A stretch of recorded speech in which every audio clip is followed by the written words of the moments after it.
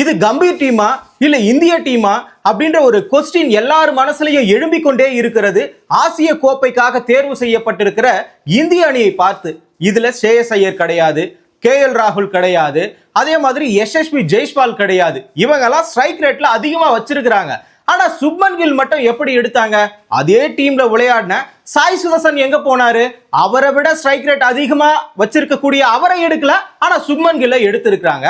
சரி, சுப்மன் கில்லை எடுத்ததுக்கான முழுமையான காரணம் என்னன்னா, ஓரளவுக்கு அனுபவம் இருக்கும். சாய் சுதர்சனை விட அனுபவம் அவருக்கு இருக்கும். ஆனா இந்த இடத்துல சுப்மன் கில்லை விட அனுபவம் இங்க யாருக்கு அதிகம்? ஒரு பக்கம் கேஎல் ராகுலுக்கு அதிகம், ஸ்ரேயஸ் ஐயருக்கு அதிகம். இன்னொரு பக்கம் இன்னும் சொல்ல போனா யசஸ்வி ஜெய்ஸ்வாலே தன்னுடைய நம்பருக்காகவும் 100 அடிக்கணும், 50 அடிக்கணும், அதிகமான 100கள் அடிக்கணும், அப்பதான் டீம்ல இடம் கிடைக்கும் அப்படின்ற எண்ணம் எல்லாம் கொஞ்சம் கூட இல்லாம ஐபிஎல் கூட தடம் புரண்டு மாறி மாறி விளாசி தள்ளினார். 100 அடிக்கிற சமயத்துல கூட நாம கொஞ்சம் பொறுமையா விளையாடினா 100 அடிக்கலாம், கொஞ்சம் எளிமையா விளையாடினா 50 அடிக்கலாம்னு கூட கொஞ்சம் கூட யோசிக்கல சுயநலமா. யாரு? கேஎல் ராகுலும் சரி, இன்னொரு பக்கம் ஸ்ரேயஸ் ஐயரும் சரி, யசஸ்வி ஜெய்ஸ்வாலும் சரி. அப்போ சுப்மன் கில் யோசிச்சாரான்னு தானே கேக்குறீங்க? இவங்க ஐபிஎல் வச்சு இந்த ஏசியன் T20 கப்புக்காக எடுத்தாங்களா, இல்ல அந்த டெஸ்ட் சீரிஸ் ஒன்னு இங்கிலாந்துக்கு எதிராக நடந்துச்சுல்ல, அதுல ஆடின ஆட்டத்தை பார்த்து எடுத்தாங்களான்னு ஒன்னும் புரியல. ஏன்னா சாம்பியன்ஸ் டிராஃபி எங்க நடந்தது? UAE தான் நடந்தது, இந்தியாவுக்கு மட்டும். ஏன்னா வேற யாரும் அந்த இடத்துல அலோ கிடையாது, பாகிஸ்தான்ல போயிட்டு விளையாட முடியாது, வீரர்களுக்கு பாதுகாப்பு இல்லைன்னு சொல்லிட்டு ஒரே பிச்ல விளையாடினாங்கன்னு விமர்சனம் கூட எழுந்திருக்கும். அது எல்லாருக்குமே ஞாபகம் இருக்கும். அப்படிப்பட்ட இடத்துல ஸ்பின் பவுலிங் எடுபடுமா, ஃபாஸ்ட் பவுலிங் எடுபடுமா? சீனியர் வீரர்களே அங்க தடுமாறி போனாங்க. ஆனா அந்த இடத்துல கூட தன்னுடைய நிதான ஆட்டத்தின் மூலமாக இந்தியாவுக்காக விளையாடினாங்க. யார் யாரு? ஸ்ரேயஸ் ஐயரும் சரி, இன்னொரு பக்கம் கேஎல் ராகுலும் சரி. கேஎல் ராகுல் என்ன ஓப்பனிங்கா இறங்கினாரு, அவருடைய இடத்தையே பிக்ஸ் பண்ணல. நீங்க கடைசி வரைக்கும் அவர் ஏதாவது ஒரு இடத்துல ஆடட்டும்பா அப்படின்ற கணக்குல தான் கம்பீர் அவர்களும் அவரை செலக்ட் பண்ணி ஒரு இடத்துல ஆட வச்சாரு. ஆனா ஆடிய இடத்துல அவருடைய பர்ஃபார்மன்ஸ் சரியா பண்ணதுனாலதான் இந்தியாவுக்கு அந்த கோப்பையே கிடைத்தது. இதையெல்லாம் மனசுல வச்சுக்காம அங்க இருக்கக்கூடிய பிரஷரான ஒரு சூழ்நிலை. இப்போ பினிஷரா யார் யாரை சூஸ் பண்ணிருக்காங்கன்னா, ஒன்னு சிவம் துபேவை சூஸ் பண்ணிருக்காங்க, இன்னொன்னு ரிங்கு சிங்கவை சூஸ் பண்ணிருக்காங்க. இந்த ரெண்டு பேரோட ஆட்டத்தையும் நீங்க ஐபிஎல்ல ஓராண்டு காலத்துல 2025ல வச்சு பார்த்தாலே ஒண்ணுமே இருக்காது. கிட்டத்தட்ட 13 இன்னிங்ஸ் ஆடி 206 ரன் மட்டும் தான் அடிச்சிருப்பாரு நம்மளுடைய ரிங்கு சிங். அதிகபட்சமா ஒரு மேட்ச்ல எவ்வளவு ஸ்கோர் அடிச்சிருக்காருன்னா 38 மட்டும் தான் அடிச்சிருக்காரு. அதே மாதிரி தான் சிவம் துபே அவர்கள். சென்னை 10வது இடத்துக்கு போயிருச்சு, ஆனா அதுக்கு முழுமையான காரணம் சிவம் துபே கிடையாது. ஆனா சிவம் துபே பொறுமையாக ஆட காரணம் மற்ற வீரர்கள் தான், உண்மையா சொல்லலாம். அந்த வகையில 14 மேட்ச் விளையாடி 357 ரன் அடிச்சிருந்தாரு. இந்த இடத்துல அதிகபட்ச ஸ்கோராகவே எவ்வளவு இருந்ததுன்னா 50 மட்டும் தான் இருந்தது. இப்படி இருக்கக்கூடிய சூழ்நிலையில ஸ்ரேயஸ் ஐயர் இந்த இடத்துல 17 போட்டிகளை விளையாடி இருக்கிறார் ஃபைனலோட சேர்த்து. ஏன்னா 11 ஆண்டு காலம் கழித்து ஒரு கேப்டனாகவும் தனிப்பட்ட தன்னுடைய திறமையின் மூலமாகவும் நல்ல ஒரு வெறியாட்டம் ஆடி 604 ரன் அடிச்சிருந்தாரு. அதுவும் இல்லாம 50 ஏவரேஜ் ரன் ரேட்டை வச்சுக்கிட்டு கிட்டத்தட்ட 175 ஸ்ட்ரைக் ரேட்டை வச்சிருக்காரு. இவர் ஏன் நம்ம பினிஷரா எடுத்துட்டு வரக்கூடாது? அதே மாதிரி தொடக்கத்திலிருந்து ஒரு 1 டவுன்லயோ இல்ல 2 டவுன்லயோ ஆடி அங்கிருந்த பினிஷராக முடித்து கொடுத்திருக்கிறார். இப்படிப்பட்ட வீரரை ஏன் தேர்ந்தெடுக்கிறதுக்கு உங்களுக்கு கசக்குது? அதுக்குதான் பத்ரிநாத்தும் சொல்லியிருக்காரு, இந்த மாதிரி ஒரு மிடில் ஆர்டர், அதாவது பினிஷரை வச்சுக்கிட்டு இன்னொரு பக்கமா ஸ்ரேயஸ் ஐயர் மாதிரி ஒரு பினிஷரை வச்சுக்கிட்டு நீங்க யாரை தேர்வு செய்வீங்கன்னு சொன்னா அசால்ட்டா போயிட்டு ரிங்கு சிங்கையும் சிவம் துபேவையும் தேர்வு செஞ்சிருக்கீங்க. அப்படி எந்தெந்த வீரர்களை தான் இந்த ஏசிய கப்ல எடுத்திருக்காங்கன்னு நாம தெரிஞ்சுக்கணும்ல. ஃபர்ஸ்ட் பேட்டிங்ல யாருன்னு பாத்தீங்கன்னா அபிஷேக் சர்மாவும் சுப்மன் கில்லும் சஞ்சு சாம்சனும். இந்த இடத்துலயே குளறுபடி, யாரை நீங்க ஓப்பனிங் போடுவீங்கன்னு எல்லாருமே கொஸ்டின் எழுப்புறாங்க. ஏன்னா ஜிதேஷ் சர்மான்னு இன்னொரு கீப்பரை எடுத்துட்டு வச்சிருக்காங்க. ஏன்னா இவங்க தான் மிடில் ஆர்டர். மிடில் ஆர்டரை பொறுத்த வரைக்கும் திலக் வர்மா இருக்கிறாரு, ஜிதேஷ் சர்மா இருக்கிறாரு, சூரியகுமார் யாதவ் இருக்கிறாரு, ரிங்கு சிங் இருக்கிறாரு. அதே மாதிரி ஆல்ரவுண்டர்களாக அக்சார் பட்டேலும் ஹார்திக் பாண்டியாவும், இன்னொரு பக்கம் பவுலர்களாக அஷத் ராணா, ஹர்ஷிப் சிங், அதுக்கப்புறம் பும்ரா, ஸ்பின்னர்களாக குல்தீப் யாதவும் வருண் சக்கரவர்த்தியும். இப்படி எல்லாருமே தேர்வு செய்யப்பட்டு இருந்தாலும் குளறுபடி எங்கெங்க இடிக்குது? ஏன்னா திலக் வர்மாவை எடுத்திருக்கிறாங்க, ஒரு 1 டவுன் பேட்ஸ்மேன் தான், அதாவது 3வது இடத்துல வரக்கூடியவர். இவர் ஆல்ரெடி மும்பைல விளையாடும் பொழுது கடினமான சூழல்ல ஹார்திக் பாண்டியா வெளியே அனுப்பினார். அந்த நேரத்தில் பிரஷரை ஹேண்டில் பண்ண முடியாம, இத்தனைக்கும் இந்திய மண், இப்படிப்பட்ட மண்ணிலேயே ஒன்றும் பண்ண முடியாம, பிரஷரை ஹேண்டில் பண்ண முடியாம யாரோ ஒருத்தர் சொன்னாங்க, அதாவது ஜெயவர்தனே சொன்னாருன்னு சொல்லிட்டு அந்த நேரத்தில் விமர்சனம் வந்தது. அதே மாதிரி ஹார்திக் பாண்டியாருன்னு சொன்னாங்கன்னு சொல்லிட்டு ஒரு விமர்சனம் வந்தது. ஆனா அந்த நேரத்தில் இந்தியாவுக்குள்ளார நடக்கிற உள்நாட்டு போட்டியிலேயே தன்னுடைய பிரஷரை தாங்க முடியாம வெளியே போயிட்டாரு. அந்த இடத்துல ஆட முடியல. அப்படிப்பட்ட ஒரு வீரரை நாம எதுக்கு அனுப்புறோம்? ஏசியா கப்புக்காக அனுப்புறோம். அதுவும் பாகிஸ்தானுடன் போர் பதற்ற நிலையில நாம தோல்வியுற்றால் அதனுடைய பின்விளைவு எப்படி இருக்கும்னு தெரியும். ஏன்னா கிரிக்கெட் போட்டி மேல இந்த போர் நிலவரத்தெல்லாம் சுமத்தாதீங்கன்னு சொல்லிட்டு 2 நாட்டுல சொன்னாலும் விமர்சனம் முழுக்க முழுக்க இந்திய அணி மேல தோல்வியுற்றால், ஒருவேளை அப்படி தோல்வியுறலன்னா சந்தோஷம். ஆனா இந்த இடத்துல நமக்கு விமர்சனம் என்னன்னா, ஷ்ரேயஸ் ஐயரை ஏன் எடுக்கல? அவங்க அப்பா கூட என்ன சொல்லி இருந்தாருன்னா, என் பையனை எடுக்கலன்றதுக்காக யார் மேலே கோபப்பட போறது இல்லை, அவன் கேப்டன் பதவியெல்லாம் கேட்கல, ஜஸ்ட் உள்ள எடுக்கிறது கூடவா அங்க அவனுக்கு இடம் இல்ல. ஆனா இந்த இடத்துல அஜித் அகர்கர் ஒரு சப்பக்கட்டு கட்டி இருக்கிறாரு. என்ன கட்டி இருக்கிறாருன்னா, தேர்ந்தெடுக்காததற்கு அவரும் காரணம் இல்ல, நாங்களும் காரணம் இல்ல. அதாவது என்ன சொல்றாருன்னா, அவர் மேலே தப்பு இல்ல, எங்க மேலேயே தப்பு இல்ல. ஆனா இந்த இடத்துல அவருக்கான வாய்ப்பு அடுத்த முறை கிடைக்கும், இது ஒரு துரதிருஷ்டவசம் தான் அப்படின்னு சொல்லிட்டு முடிச்சுட்டு போயிட்டாரு. இது என்ன துரதிருஷ்டவசம்? இது அரசியல் தான், முழுக்க முழுக்க அரசியல் தான். அர்ஷத் ராணாவை எந்த விதத்துல எடுத்தீங்க? ஷமி என்ன அவரை விடவா குறைஞ்சவரு? ஷமியை விடவா எக்ஸ்பீரியன்ஸ் ஆன பவுலரு? ஷமியை விடவா பெஸ்டான பவுலரு? எந்த விதத்துல அவர் நிரூபிச்சிருக்கிறாரு? கேகேஆர்ல என்ன பண்ணி இருக்கிறாரு? இந்த விமர்சனத்தெல்லாம் எழுப்பி கொண்டே இருக்கிறார்கள். அதுவும் முழுக்க முழுக்க முன்னாள் கிரிக்கெட் வீரர்கள் எல்லாருமே எழுப்புறாங்க. ஏன்னா பப்ளிக்கா ஐபிஎல்ல ஒருத்தன் 16 வருஷம் ஒண்ணுமே பண்ணாத ஒரு டீமை, பஞ்சாப் டீமை 6 அன்கேப்டு பிளேயரை வச்சுக்கிட்டு கிட்டத்தட்ட எடுத்துட்டு போயிட்டு ஃபைனல்ல நிறுத்துறான். இதுக்கு மேல என்ன தகுதி வேணும்? அதுக்கு முன்னாடி கேகேஆருக்கு கப் அடிக்கிறான். கேகேஆர்ல இருந்தப்போ அர்ஷத் ராணா எப்படி கம்பீருக்கு சொம்பு அடிச்சாரோ அது மாதிரி அடிச்சிருந்தாவது இவர் சேர்த்திருப்பாரோ அப்படின்ற ஒரு டவுட் எழும்புது. ஏன்னா அர்ஷத் ராணா இன்னைய வரைக்கும் இருக்கிறாரு. நீங்க நல்லா உன்னிப்பா கவனிச்சீங்கன்னா இந்த இங்கிலாந்து சீரீஸுக்கு அர்ஷத் ராணாவை கூப்பிட்டாங்க. இவர் என்ன தொடர்ந்து அர்ஷத் ராணா எந்த ஃபார்மட்ல இவர் என்ன பார்த்தாரு? போயிட்டு டெஸ்ட் கிரிக்கெட்ல போயிட்டு அர்ஷத் ராணா எப்படி பண்றாரு பார்த்தாரா, இல்ல T20ல எப்படி பண்றாரு? அதெல்லாம் ஓகே, T20ல கூட ஐபிஎல்ல சேர்ந்து விளையாடி இருப்பாங்க, அதனால அவர் மேல ஒரு மதிப்பு வந்திருக்கும், சரி இவன் பண்ணுவான்ற ஒரு நம்பிக்கையில கூட கூப்பிட்டு இருக்கலாம். ஆனா டெஸ்ட் போட்டி எங்க பார்த்தாருன்னு தெரியல, அவரு தூக்கிட்டு வந்துட்டாரு.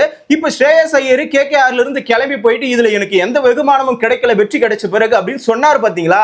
அந்த ஒரு வார்த்தை, அந்த ஒரு அரசியல் விருப்பு வெறுப்பின் மூலமாக தான் இந்த இடத்துல தேர்வே நடந்திருக்கிறது. சுப்மன் கில்லை எடுக்க தெரிஞ்ச உங்களுக்கு அந்த இடத்துல KL ராகுல் எடுத்துட்டு போயிருக்கலாமே. அதே மாதிரி பினிஷர்ல நீங்க போயிட்டு ரிங்கு சிங்கும் சிவம் துபவும் 2 பேர்ல ஒருத்தர் அனுபவ வீரராக ஷ்ரேயஸ் ஐயரை எடுத்திருக்கலாமே. அவருக்கு பிடிச்ச ஆளை மட்டும் முழுசா தேர்ந்தெடுத்து வச்சிருக்கிறாருன்னா எல்லாருமே விமர்சனம் வச்சிருக்கிறாங்க. மக்கள் உட்பட அப்படிதான் நினைச்சுக்கிட்டு இருக்கிறாங்க. அதாவது மக்கள் கொண்டாடுகிற ஒரு நபரை இந்த இடத்துல கம்பீருக்கு பிடிக்காது, கம்பீருக்கு பிடித்தமான ஒரு நபரை மக்கள் சீண்ட கூட மாட்டாங்க. இப்ப சுப்மன் கில்ல எத்தனை பேர் கேப்டன் ஆகணும்னு நினைச்சிருக்கிறாங்க? ஏன்னா கேப்டனா அவர் சாதிச்சது என்ன? ஒரு பக்கம் இந்த GT அணியை கொண்டு போனாலும் ஃபைனல் அடிக்கலையே.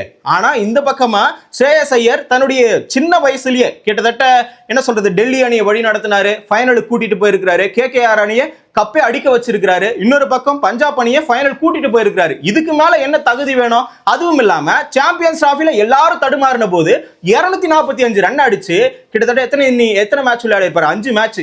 எல்லா மேட்ச்லயுமே அவர் தான் கை கொடுத்தாரு. ரோஹித் சர்மாவே அதற்கு சான்று. மறைமுகமாக இந்திய அணியை காப்பாற்றியது ஷ்ரேயஸ் ஐயர் தான் சொல்லிட்டு அவர் வாயாலேயே பிரஸ் மீட்ல சொல்லி இருக்கிறாரு. சாம்பியன்ஸ் டிராஃபி அடிச்ச உடனே அவரும் ஒரு நல்ல கேப்டனா வரக்கூடியவர் தான். ஆனா அவருடைய கேப்டன்ஷிப்பை இந்த இடத்துல தகர்க்கணும், அவர் இந்திய அணியில சேர்க்க கூடாது என்பதில் மும்முரமாக இருக்கிறார் கௌதம் கம்பீர். இதுக்கு முன்னாடி சாம்பியன்ஸ் டிராஃபில எடுக்கும் பொழுது யார் யார் முட்டு கொடுத்து ஷ்ரேயஸ் ஐயரை எடுக்க வச்சாங்க? அகார்கரும் இன்னொரு பக்கம் ரோஹித் சர்மாவும் ஃபோர்ஸ் பண்ணதுனாலதான் ஷ்ரேயஸ் ஐயரே உள்ள வந்தார். இல்லனா கண்டிப்பா உள்ள வந்திருக்க மாட்டார். ஏன்னா கம்பீருக்கு அவரை பிடிக்கல. இது ஒரே ஒரு காரணம். இந்த ஒரு அரசியலை வச்சுதான் அவரை முழுசா ஒதுக்குறாங்களே தவிர வேற எந்த காரணமும் கிடையாது. இன்னொரு பக்கம் KL ராகுல் ஓப்பனரா என்ன குறை வச்சாரு? டெல்லியில ஆடும்போது சிறப்பா ஆடினாரு, இப்போ டெஸ்ட் சீரீஸ்லயும் நல்லா விளையாடினாரு. ஒரு அனுபவ வீரர் இந்த 2 பேரை எடுத்திருந்தா கூட போதும். ஏன்னா விராட் கோலியும் கிடையாது, ரோஹித் சர்மாவும் கிடையாது. இப்படிப்பட்ட சூழ்நிலையில பதற்றம் ஏற்பட்டா யார் அந்த இடத்துல சரி பண்ணுவா? இப்ப டெஸ்ட் போட்டிகள்லயே பதற்றத்தை குறைச்சது யாருன்னு கேட்டீங்கன்னா ஒரு பக்கம் KL ராகுல் மாதிரியான ஒரு சீனியர் வீரர் தான், ஜடேஜா மாதிரியான ஒரு சீனியர் வீரர் தான், இன்னொரு பக்கம் பும்ரா மாதிரியான ஒரு சீனியர் வீரர் தான்.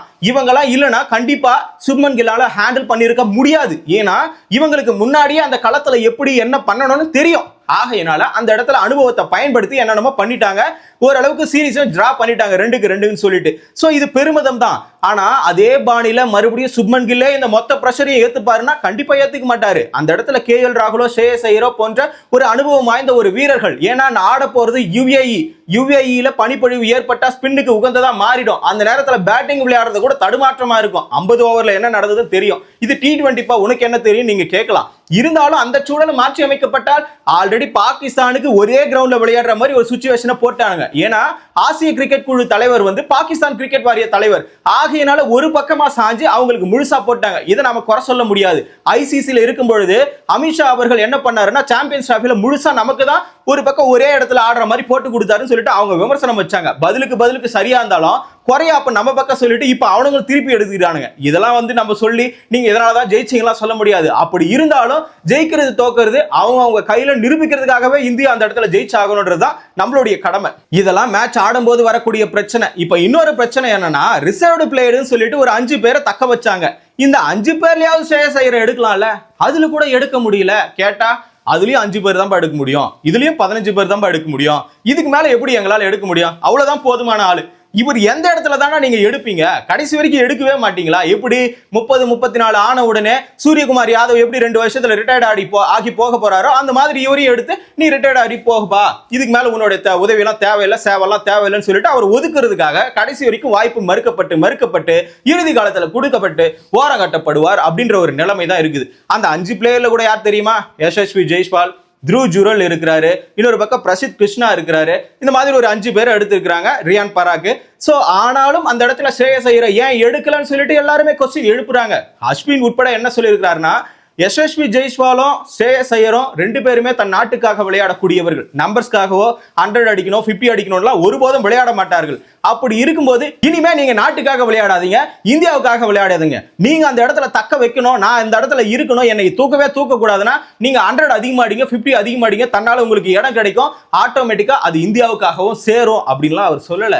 முழுசா சுயநலமா விளையாடுங்கன்னு தான் சொல்லி இருக்கிறார். இதற்கான காரணம் இன்னைக்கு அரசியல் தேர்வும் ஒரு தலைபட்சமாக கம்பீரினுடைய சுயநலம் மூலமாக தான் நடந்திருக்குதுன்னு சொல்லிட்டு எல்லாருமே விமர்சனம் வச்சிருக்காங்க. இந்த அணியை T20 வேர்ல்டு கப்புக்கு எடுத்துட்டு போக போறோம்னு சொல்லிட்டு இன்னொரு குண்டையும் தூக்கி போட்டிருக்காங்க. அப்ப கடைசி வரைக்கும் ஸ்ரேயஸ் ஐயரை சேர்க்க முடியாதுன்றது தெளிவா சொல்லிட்டானுங்க. ஆனா இடையில ஒரு பூதாகரமான ஒரு விஷயம் வெளிவந்துச்சு. பிசிசிஐல வந்து ஓடிஐக்கு கேப்டன் ஆக்குறோம் ஸ்ரேயஸ் ஐயர்னு சொல்லிட்டு ஒரு தகவல் சொல்லியிருந்தாங்க. ஆனா அது உண்மையான தகவல்லாம் கிடையாதுன்னு சொல்லிட்டு பிசிசிஐ தரப்பிலிருந்தே வந்து விட்டது. ஏன்னா 25 வயசுல இருக்கக்கூடிய சுப்மன் கில்ல கேப்டன் ஆக்கலாம், நீண்ட காலத்துக்கு எங்களுக்கு கேப்டனா இருப்பாருன்னு சொல்லிட்டு இது ஒரு யுக்தியா?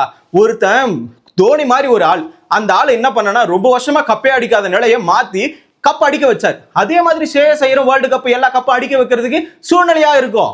அதுதான் நீங்க பார்க்கணுமே தவிர அவருடைய திறமை வழிகாட்டல் எல்லாத்தையும் பார்க்கணுமே தவிர தலைமை பண்பை பார்க்கணுமே தவிர வயசு இவ்வளவு இருக்கு நாங்க இவரை போட்டுக்கணும் ஆகையினால இவர் ரொம்ப நாள் நீடிப்பாரு, கண்டிப்பா இந்த வருஷம் இந்த 5 ஆண்டுல இல்லைன்னா கூட அடுத்த 5 ஆண்டுல கப் அடிச்சு கொடுப்பாரு, இதெல்லாம் பார்க்கறதுக்கு எங்களுக்கு வேலை இல்லையா? கம்பீர் அவர்களே சொல்லி இருக்கிறாரு. என்ன சொன்னாருன்னா கிரிக்கெட்டை பார்க்கறது மக்கள் பார்க்க வரதும் மக்கள் பார்க்கறதும் எதுக்காகனா இந்தியா வெற்றி அடையணும் என்பதற்காக. நாங்களும் அதை தான் சொல்றோம். இந்தியாவுக்காக டீம் எடுங்க, உங்களுக்காக எடுக்காதீங்க, சுயநலத்துக்காக எடுக்காதீங்க. கோச்சர்ன்ற ஒரு அதிகாரத்தை வச்சுக்கிட்டு தேர்வுக்குழுன்னு சொல்லிட்டு அகார்கரு தன்னுடைய அதிகாரத்தை வச்சுக்கிட்டு கேவலமான ஒரு அரசியலை பண்ணிக்கிட்டு இந்த இடத்துல ஸ்ரேயஸ் ஐயரை ஒதுக்கி இருக்கிறாங்க. ஒத்தால ஒதுக்குனதுனால நாடே திரும்பி பேசுது. இதுதான் உண்மை. உங்களுக்கு இதுல அரசியல் இருக்கா இல்லையான்னு சொல்லிட்டு நீங்க கமெண்ட்ல சொல்லுங்க. கிரிக்கெட் நிகழ்வுகளை தொடர்ந்து தெரிஞ்சுக்கணும் தமிழரசன் பார்வையாளர் சேனலை சப்ஸ்கிரைப் பண்ணிக்கோங்க.